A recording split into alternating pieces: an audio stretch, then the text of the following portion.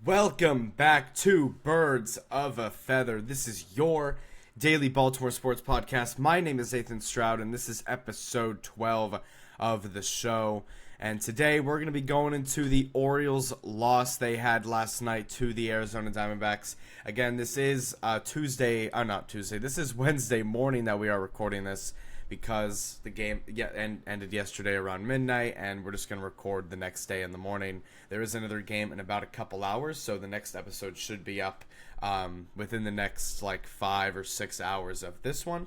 But yeah, we're going to go over the Orioles game from last night, so let's just get into it. Looking at the Orioles game, the Orioles lose 4-3 to the Arizona Diamondbacks in Game 2 of this series. The Orioles record now sits at 5-7 on the year, and the Orioles are also tied in this series 1-1. So once again, the Orioles are in a series where it's 1-1 going into Game 3, much like the past two series that they've had against Kansas City and Boston. But the Orioles lose this one 3-4. Just another disappointing and unfortunate game. The officiating for both sides was extremely odd. The officiating was very bad. The umpires were not good this game. They missed out on some calls on both ends. But that's besides the point. The Orioles do lose another game in a very unfortunate way. The offense wasn't there, and that's really it. I mean, the pitching also wasn't really there from our starting pitcher, but the offense wasn't really there as well. So let's just get into the offense real quick. Starting at the top, we got Gunnar Henderson, who after yesterday he got his first extra base hit and his first multi-hit game of the year. Today he goes 0 for 4 with a strikeout. Adley Rutschman goes 1 for 3 and he scores a run and also has a walk.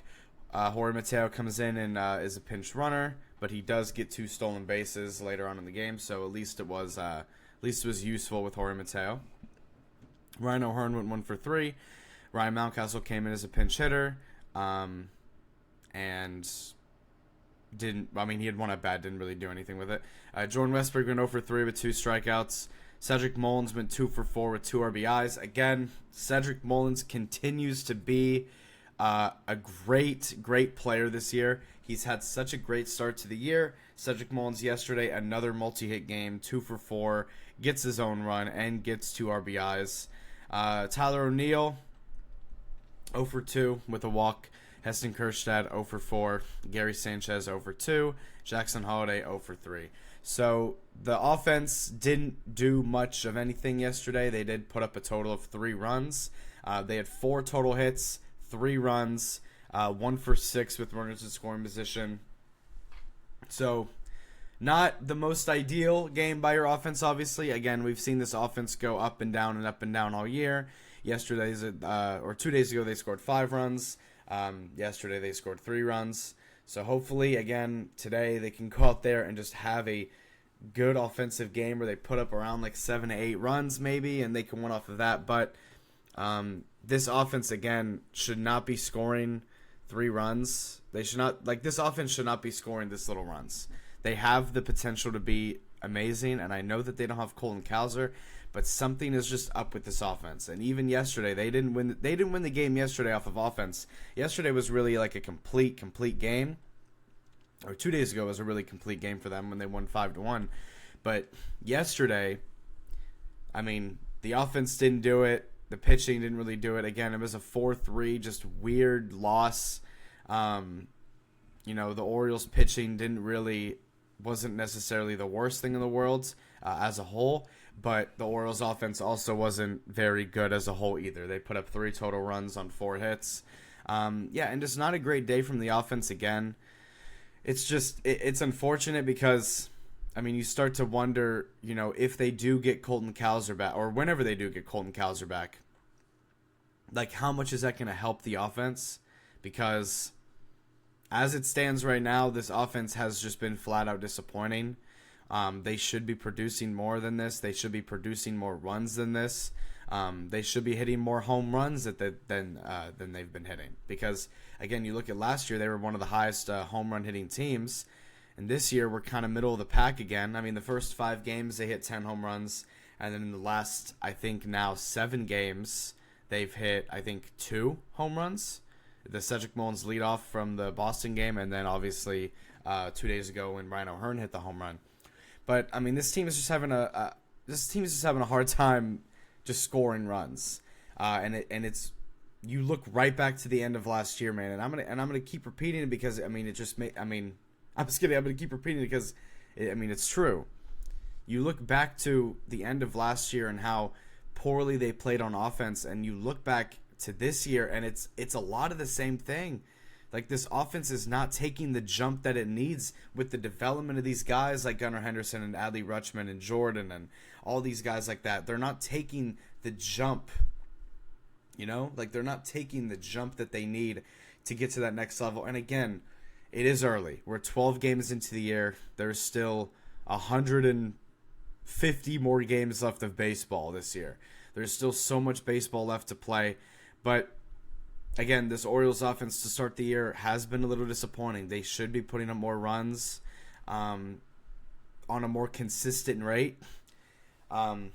It's just disappointing. I know that things will probably end up being fine for the Orioles. They just got to get into a little bit of a groove, and it's all about finding consistency. And again, stringing together good performances in a row to start, having some momentum. Because right now, but the problem is that the Orioles can't find their momentum and then ride with it. They're kind of it's just so inconsistent and so up and down. Literally, it's just been so up and down all year. And going over to the pitching, yesterday it was Charlie Morton Day, and once again it was another disappointment from Charlie Morton. He's now 0-3 in his first 3 starts of the year.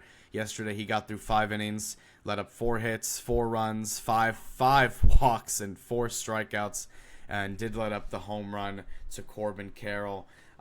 He had an 87 pitch count through 5 innings. I mean, you look at the 4 hits. The 4 hits isn't the biggest deal in the world. Didn't really let up a lot of hits. Only 4, not bad. The 4 runs is concerning, but the biggest concern with this whole Charlie Morton stat line is the 5 walks through 5 innings. Like, that is not. You're not gonna win games when you're giving guys free bases from walks like that. You're just not gonna win games like that. Charlie Morton, 0-3, 0-3 on the year, 87 pitch count, and you look at his ERA is in his first 3 full starts he's had. Well, not even full because he's had to go out the game early, but in his first 3 starts of the year, he is sitting at an 8.78 ERA. And all you can really do is just shake your head to that because, it's disappointing again. But at the same time, I really don't know what I expected from Charlie Morton. Like, whenever we first signed him, it was a very concerning and weird signing because, again, it just felt like – because at the time, whenever we signed Charlie Morton, the whole fan base and all Orioles fans, and even people who aren't Orioles fans who were just keeping up with the offseason, they were looking at what the Orioles were doing, and they were looking at us signing Charlie Morton and us signing Tomoyuki Sagano, but then us also losing Corbin Burns. And then, we lose Corbin Burns, we lose Anthony Santander, we don't go out and be aggressive to go get a guy like Dylan Cease, or a guy like Garrett Crochet, or Max Fried, or even Nathan Eovaldi, or Sean Manaea, or someone like that. The Orioles don't go out there and be aggressive to get anybody, so they kind of settle and get a 41-year-old starting pitcher who's struggled the past few years, who's consistently had a 4.5 plus ERA over the past 3 years. And, Charlie Morton starting off the year, just not great for the Orioles. And this guy is your number 2 pitcher in your rotation. And, that's just not ideal. It's just not going to win you. It's just not going to win you a lot of games. It's not the best pitching rotation as it stands right now. I know eventually we'll probably, move someone up a day or move someone down a day to kind of fix the rotation and make it to where, the orders actually make sense. But right now, Charlie Morton, a very disappointing start to the year, but at the same time, it's a little bit expected, and all you can really do is just look over Mike Elias and just kind of laugh because, again, it's when you look back at it, it's kind of a funny signing just because, again, the Orioles just settled. They just settled this offseason. Charlie Morton is one of the highest paid players annually on this team, which is insane to think about from what he's doing from a productivity standpoint. But it's whatever. All you can do again is just shake your head at the situation and just move on and hope that things get better for Charlie. But going over to the bullpen, I mean, the bullpen did everything that they could. Again, the bullpen this year has been great. Besides Ciano Perez, the bullpen has been great this year. They did everything that they could to keep the Orioles in this game, and they've done that multiple times this year in games where they've lost. Keegan Aiken, 1.1 innings, gives up a hit, no runs, no walks. Brian Baker, 0.2 innings, no hits, no runs, no walks. Sir Anthony Dominguez, 1 inning, no hits, no runs, 2 walks, gets a strikeout, doesn't let up any runs though. So the bullpen is doing its job. The bullpen's going out there and keeping the Orioles in games. And the bullpen was something that I'm not worried about. Again, the offense in the bullpen was something that I wasn't worried about going into the year. But as it stands right now, 12 games into the year, the offense I'm a little worried about. The starting pitching I am extremely worried about. And the bullpen I'm not worried about. The bullpen has been one of the most consistent things. I would probably say the most consistent thing with this Orioles team this year, in terms of a positive, has been this bullpen. They've been great. They've kept the Orioles in games. They've given the offense a chance to get back into it, and more times than not this year, the offense hasn't been able to respond. Much like yesterday, it was 2-1 in the Orioles' favor after the first inning, and then it was tied 2-2, and then by the time it was going into the 6th inning, it was 4-2. The Orioles got another run in the 7th, and then they just weren't able to kind of complete the 2-run deficit comeback. And it's unfortunate. I mean, this Orioles team is a very weird this season, and that's kind of how I expected it going into the year, like a weird, wacky team. And I will say that is how it's been this year so far. I do have to go over a very big injury that the Orioles did get confirmed this morning, and also not even just confirmed this morning, literally like 15 minutes ago it got confirmed. But we'll go over that in just 1 second. But from the state of this Orioles team right now, the biggest problem with this team is that they're not finding any sort of consistency with anything that they're doing on a positive end. Obviously, the starting pitching hasn't been good. That's been a consistent thing. The offense has been extremely inconsistent all year. At the start of this show and at the start of this podcast, back in episode 1 and episode 2, when I was talking about, how the Orioles season is going to go and how things are moving and whatnot, there's a lot of ups and downs to a baseball year. But for the start of this Orioles season, it is literally a up and down roller coaster. Just up and down, up and down, up and down, up and down, because again, they just cannot find any sort of consistency with this team on the offensive side, especially, bro. I mean, you look at this offense. I don't know, man. They should be performing a lot better than they are, and it's disappointing and it's unfortunate. But again, all they need to do is just string together some good games in a row. If they can have a game where they go out there and score, 7 runs, and then maybe another game where they score 6 runs, and then they score 8 runs. If they can just string together some great games with the bats, I think things will end up being okay for them. And I think at the end of the day, again, it's much like a basketball player. If a basketball player is in a slump, or if a basketball player is, shooting really bad and doing very bad in the first half of a game, all he needs to do is get fouled, see the ball go through the hoop on maybe some free throw attempts, and just once he sees the ball go through the hoop, even if it's just one shot or even if it's just one free throw, it's going to get them heated up, and they're going to get a lot more confidence in themselves. And I think that's what this Orioles offense as a whole needs. They just need to see themselves produce runs consistently, whether that's from getting base hits or whether that's from hitting home runs. Just no matter what it is, the Orioles offense just needs to be able to produce runs consistently, because that's what this offense should be doing. They have high expectations, and they're just not delivering on those expectations. I will say, through the first 12 games of the year, something that I do like from this Orioles offense has been how aggressive they've been on the base pads, whether that's with Jackson Holiday or, Jorge Mateo being a pinch runner, or Cedric Mullins, or even Gunnar Henderson. I like how aggressive that they've been on the base paths.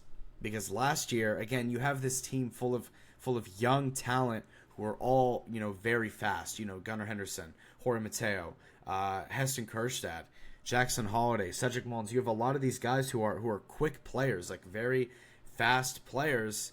But last year, we weren't being aggressive at all in the base paths, and it could have led to us scoring more runs. The difference between having a guy at first and having a guy at second is huge in some situations.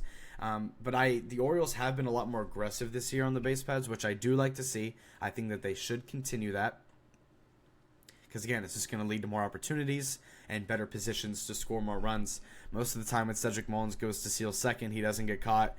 Same with Jackson Holliday, Gunnar Henderson. Those three guys especially, they are demons on the base paths. But, again, this Orioles team, a little inconsistent to start. Not a little, very inconsistent to start the year. You'd like to see them go out and get the win today or in a few hours against the Diamondbacks in Game 3 of the rubber match.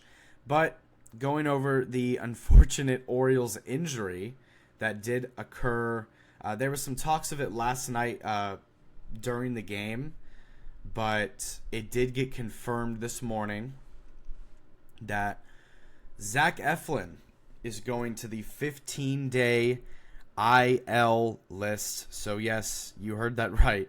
Zach Eflin, who has been the Orioles' most consistent player on the entire roster all year. Maybe not most consistent player, but most consistent starting pitcher. Again, he is the best starting pitcher that was available. He was our opening day starter. With Grayson out and with Kyle Bradish out, he was by far the number one pitcher on the team. In his first 3 starts of the year, he recorded a quality start in all 3 of them. And he also has a 2-1 record on the year.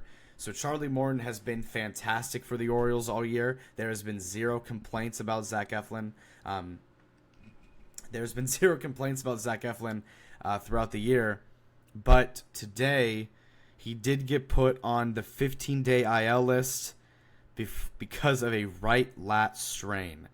So, it's just unfortunate again. It's just a lot of unfortunate things with the Orioles this year, and I'm just going to take it at face value, and I'm not going to really sugarcoat things. But this team right now, when it comes to starting pitching, not only is the starting pitching not a good rotation as it sits, as it is right now, even without the injuries, but when you add the injuries on top of it, as it stands right now on April 9th, 2025, the Orioles are without their 3 best starting pitchers. So if the entire team was healthy and you wanted to make a rotation, you don't have your 1, 2, or 3 guy available right now. You don't have your 1, 2, or 3 guy available right now. Zach Eflin is on the 15-day IL list, and we recalled Colin Selby from AAA, who I remember last year actually had some pretty decent games for us. But Zach Eflin is gone, 15-day IL list. And the biggest fear now is, and you know how it is with baseball, and you know how it is with pitchers especially, when players go to the 15-day IL list, or if players go to the IL list at all, there's concern and worry that it's a precaution thing when they get put on the IL, and then they end up finding out that it's actually way more serious than it actually is. So, for example,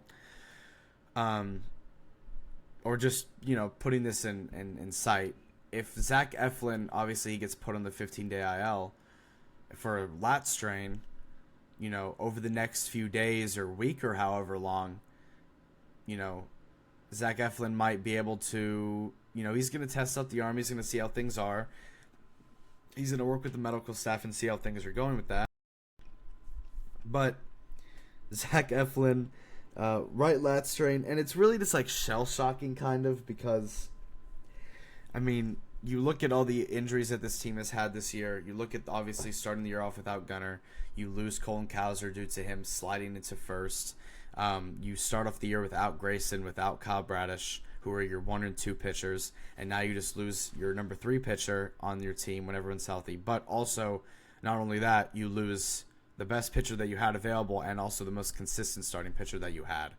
So this starting pitching rotation now without Zach Eflin, this rotation is among the worst in baseball, I would say.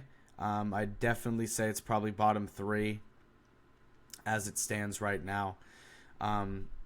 So yeah, as it stands right now, Charlie Morton is actually the number 1 pitcher for the Orioles rotation, who is sitting at a whopping 8.5 ERA and is 0-3. And he is currently, as our rotation stands right now, he is our best pitcher. Well, no, he's not our best pitcher. He's our number 1 pitcher on our rotation, based on how the rotation is. He's definitely not the best starting pitcher we have available. I would say that is probably, if I'm going to be honest, it's probably Tomoyuki Sagano is probably the best starting pitcher that we have available, because now, I mean, you look at the rotation for the Orioles, and you have Charlie Morton, you have Dean Kramer, you have Tomoyuki Sagano, you have Cade Povich, and now you have Colin Selby. So, yeah, we're a little cooked. We're a little cooked right now. And all we can do, again, is just pray that things are going to be okay for the Orioles, because right now they're sitting at 5-7. They're not having a good start to the year.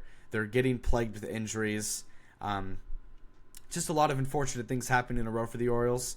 And it sucks that this has to happen, and it sucks that things are happening this way.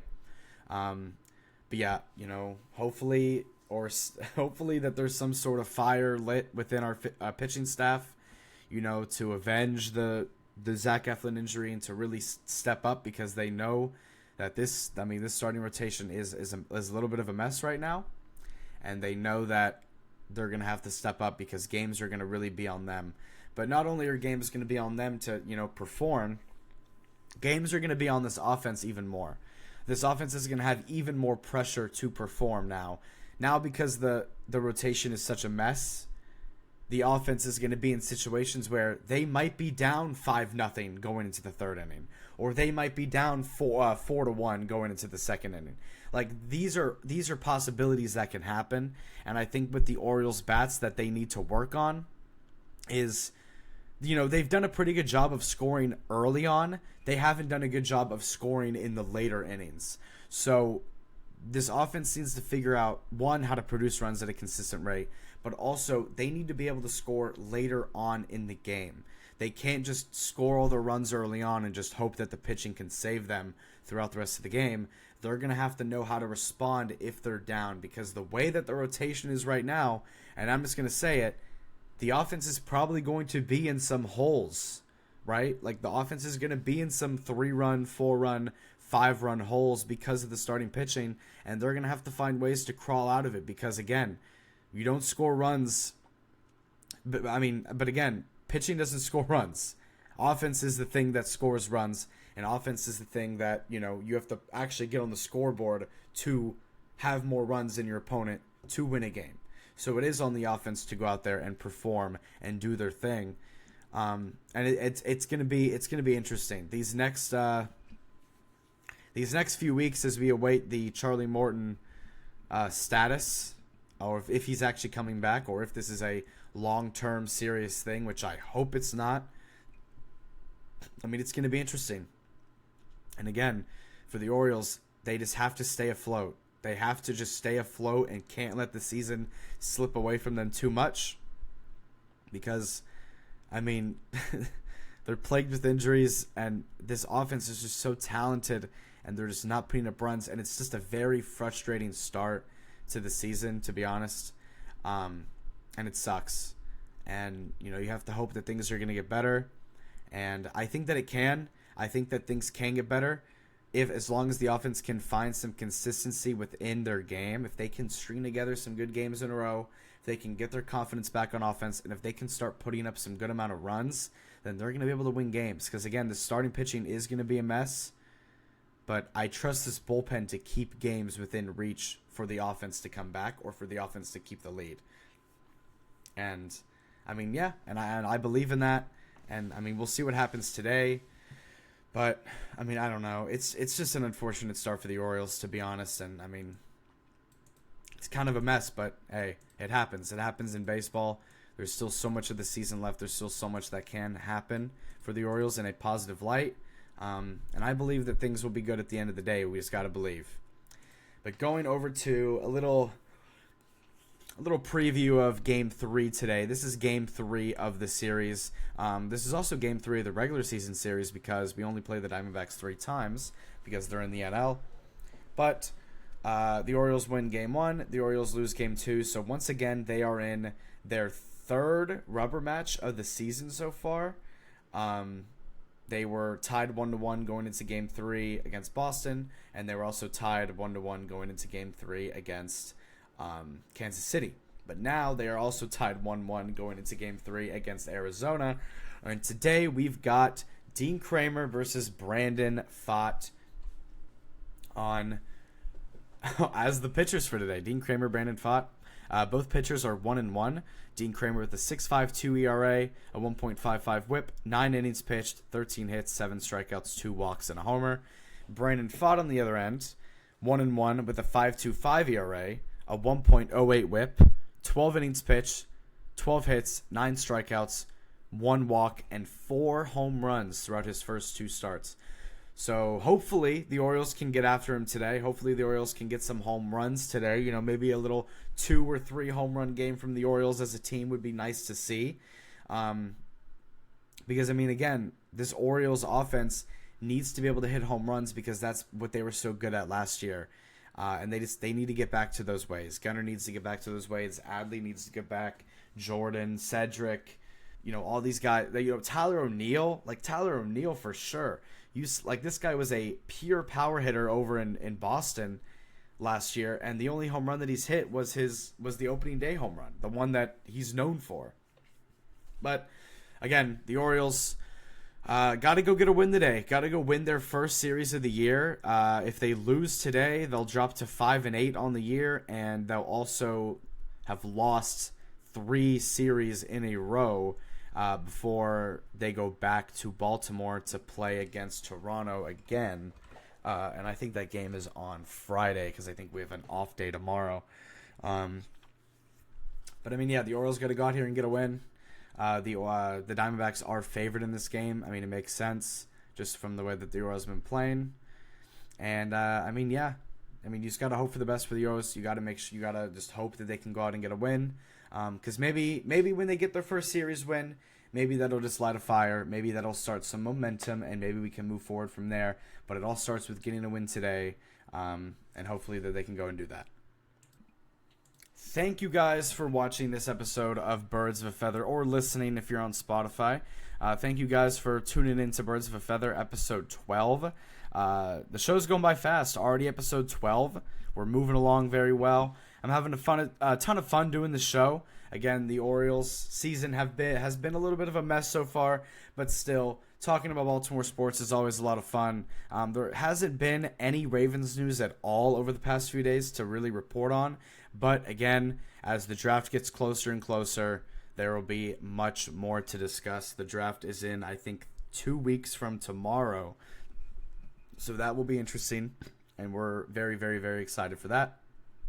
And again, any sort of Ravens news that ever happens, I will be talking about it on here. But the Orioles every single day, because obviously with the games that they have. But, you know, the Orioles season has been a little bit of a mess so far. But I appreciate you guys for sticking with me. I appreciate all the support, all the love. And, yeah, well, I'll be back with an episode really in like 7 to 8 hours. Maybe even less than that, actually, because the Orioles game is in a few hours. But, yeah, I'll be back with an episode later today. I know this is a daily Baltimore sports show, but the games last night were ending so late because of the time zones and everything with Arizona. So that's why I was recording the episodes this morning. But, you know, it'll be all good. But, yeah, thank you guys for all the support and everything. Subscribe on YouTube. Follow up on Spotify if you like this content. And, yeah, I'll catch you guys in the next one. You guys have a great rest of y'all's day, and I'll see y'all later. Peace out.